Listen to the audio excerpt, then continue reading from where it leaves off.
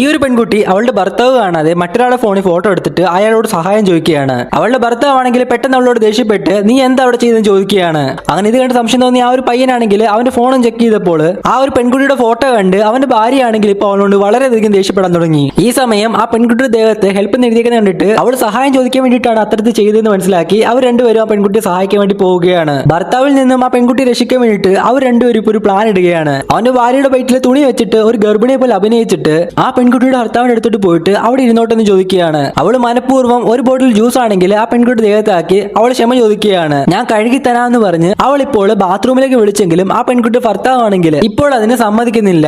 എന്നാൽ ആ കോലത്തിൽ അവളെ ഫ്ലൈറ്റിലേക്ക് കടത്തില്ല എന്ന് മനസ്സിലാക്കി വേറെ വഴിയില്ലാതെ അവളുടെ ഭർത്താവാണെങ്കിൽ അവളെ ബാത്റൂമിലേക്ക് അയക്കുകയാണ്. ആ പെൺകുട്ടിയാണെങ്കിൽ അവളുടെ എല്ലാ പ്രശ്നങ്ങളും അവളോട് പറയാൻ ആരംഭിച്ചു. ഉടനെ തന്നെ പോലീസ് സ്റ്റേഷനിലേക്ക് പോകണമെന്ന് പറഞ്ഞിട്ട് അതിനായിട്ട് അവരൊരു വഴി തേടിക്കൊണ്ടിരിക്കുകയാണ്. എന്നാൽ അവർ പോയിട്ട് ഒരുപാട് നേരമായെന്ന് പറഞ്ഞിട്ട് ആ ഒരു പെൺകുട്ടിയുടെ ഭർത്താവാണെങ്കിൽ ബാത്റൂമിലേക്ക് പോവുകയാണ്. ഈ സമയം ആ ഒരു പാവം പയ്യനാണെങ്കിൽ അവനെ തടയാൻ ശ്രമിച്ചെങ്കിലും അവളുടെ ഭർത്താവാണെങ്കിൽ അവനെ തള്ളി മാറ്റി ദേഷ്യത്തോടെ ഇപ്പോൾ അവരോട് പുറത്തേക്ക് വരാൻ പറയുകയാണ്. അതേസമയം ആ പാവം പയ്യന്റെ ഭാര്യയാണെങ്കിൽ അവളുടെ വേഷം മാറിയിട്ട് അവന്റെ പുറകെ കൂടി ഓടുകയാണ്. അതേസമയം അവനാണെങ്കിൽ തന്റെ ഭാര്യയാണ് തെറ്റിദ്ധരിച്ച് അവളെ ഓടിച്ചിട്ട് പിടിക്കുകയാണ്. ഇത് കണ്ടിട്ട് അവിടെ ഉണ്ടായിരുന്ന പോലീസുകാരെല്ലാം കൂടി വന്നിട്ട് ഇവനെ അറസ്റ്റ് ചെയ്യുകയാണ്.